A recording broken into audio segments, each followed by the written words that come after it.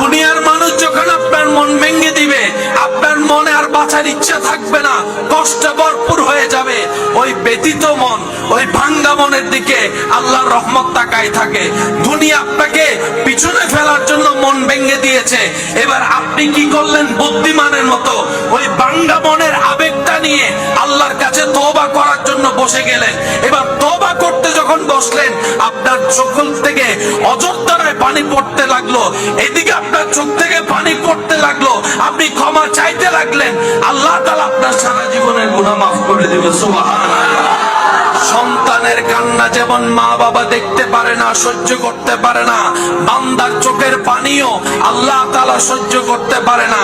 কোন বান্দাকে যখন পৃথিবীর কোন মানুষ কষ্ট দেয়, কান্না করায়, আল্লাহ তখন ফেরেশতাকে জিজ্ঞেস করে, ফেরেশতা একটু দেখে আসো আমার বান্দাকে কে কষ্ট দিয়েছে, আমার বান্দাকে কে কষ্ট দিয়েছে, আমার বান্দার মনকে খারাপ করিয়েছে। যখন সেই বান্দা বেশি কান্না করতে থাকে, আল্লাহ পাক স্পেশাল একটা রহমত দিয়ে তার জীবনটাকে সুন্দর করে সাজায় দেয়। আসেন ভাইয়েরা, মা বাবার চাইতে আপন কেউ আছে? সবাই বলেন, মা বাবার চাইতে কেউ আছে? মা বাবা যদি মারা যায়, স্বপ্ন দেখে কোন সন্তান আর ভালো করে ঘুমাইতে পারে? কিন্তু দুনিয়াতে দেখবেন মা বাবা মারা যাওয়ার পরও জীবন স্বাভাবিক চলতে থাকে। একদিন, 2 দিন, 3 দিন একটু কষ্ট লাগে, 4 দিন, 5 দিন, 6 দিন পরে আস্তে আস্তে ইজি হয়ে যায়। এক সময় মা বাবার কথাও আর মনে থাকে। এটা আল্লাহ পাকের দয়া। আল্লাহ যদি এই কষ্টটাকে সলভ করে না নিতেন, আল্লাহ পাক আড়াল করে না দিতেন, কোন মানুষ দুনিয়াদারি করতে। এবার আপনারা বলেন, বাবার কোলে সন্তানের লাশ, এর চাইতে ভয়ানক দৃশ্য। নিজের বাবা নিজের সন্তানের মরাল নিয়ে থাকা, এটা মানে নেওয়ার কথা নয়, এটা এখান থেকে ফেটে যায়। কিন্তু সেই বাবাও দেখা যায় এক সময় স্বাভাবিক জীবন যাপন করে।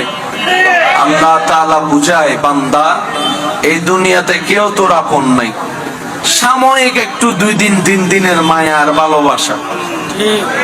কোথাও বেড়াতে গেলে 1 সপ্তাহ থাকলে, ওইখান থেকে চলে আসলে মনে একটু কষ্ট লাগে, ভাই দেখা হবে না, চলে যাচ্ছি ভাই, দোয়া করিস।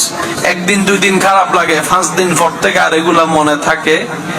সেজন্য মনে রাখবেন, দুনিয়ার থেকে দিলকে যত দূরে রাখবেন, জয় আপনার। দুনিয়ার থেকে দিলকে যত হালকা রাখবেন, সফলতা আপনার। দুনিয়ার সাথে দিল যত জোড়ায় রাখবেন, দুনিয়া আপনাকে দিনে দিনে ভাঙবে, প্রত্যেক দিন ভাঙবে, প্রত্যেক দিন ভাঙবে। দুনিয়া ভাঙতে চায়, রবের রহমত গড়ে দিতে চায়। নিজের কবরের জায়গাটা একটু নিজে রেডি করে রেখেন, কারণ যে কোনো মুহূর্তে এটার দরকার হবে। আর এটা সকালে মারা গেলে রাত্রের ভিতরে আপনাকে কবর দিয়ে দিতে হবে। জায়গা কিনার সময় বলেন না, জায়গা কিনার সময় সবাইকে বলবো, নিজের কবরের জায়গাটা নিজ দায়িত্বে একটু কিনে শনাক্ত করে দিয়ে যাবেন। আমি কি বুঝাতে পারছি? আর যদি পারেন, চাচতো ভাই, জ্যাঠতো ভাই, খালতো ভাই, মামাতো ভাই সবাই মিলে নিয়ে একটা বিশাল কবরস্থান কিনবেন। কিনার পরে সেখানে সবার জন্য মুক্ত করে দিবেন। আপনাদের পরিবারের জন্য এক সাইডে থাকবে, এলাকার মানুষের জন্য আরেক সাইডে থাকবে। এটার সওয়াব আপনারা সবাই পেতে থাকবেন। মৃত মানুষকে গোসল করানো বড় সওয়াবের কাজ, কাফন দেওয়া বড় সৌভাগ্যের কাজ, কাফন পরানো, সহযোগিতা করা বড় সওয়াবের কাজ, জানাজা পড়া নিজের গুনাহ মাফ। সুবহানাল্লাহ সবাই বলি। সেজন্য জানাজা দেখলে কখনো গ্যাপ দেওয়ার দরকার, হাজার ব্যস্ততার ভিতরে একটুখানি দাঁড়িয়ে জানাজাটা পড়ার দরকার আছে না নাই? কারণ যে মানুষটা এখন বিদায় নিচ্ছে, তাকে আর চেষ্টা করলো কিয়ামতের আগে, হাসরের আগে এই চেহারা দেখার আর কোনো সুযোগ, শেষবারের মতো দেখা। আবার আল্লাহ চাইলে দেখা হবে হাসরের ময়দানে, এর আগে দেখার কোনো সুযোগ। সেজন্য ইসলাম কত চমৎকার, ইসলাম কত সুন্দর।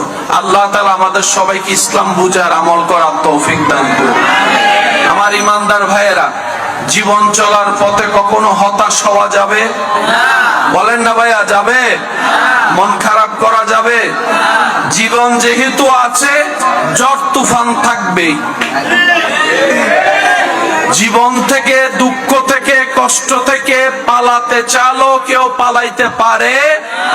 অনেকে জীবনের দুঃখ সহ্য করতে না পেরে মৃত্যুর মতো